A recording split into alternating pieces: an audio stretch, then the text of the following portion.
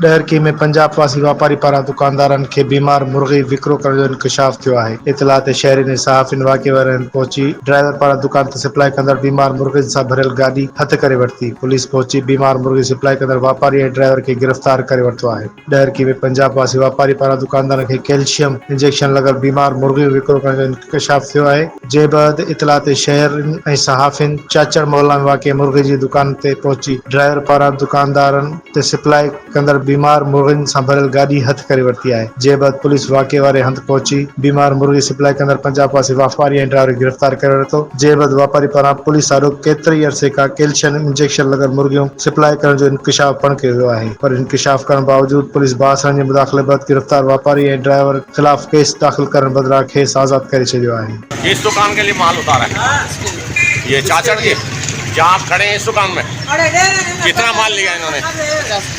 50 में मरी मुर्गियाँ क्यों लेके आए हो? कैल्शियम इंजेक्शन लगी, आपको किसने दिया?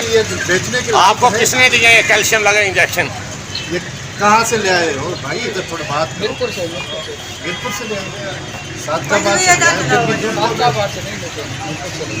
दोस्तों आप लोग देख सकते हैं ड्राइवर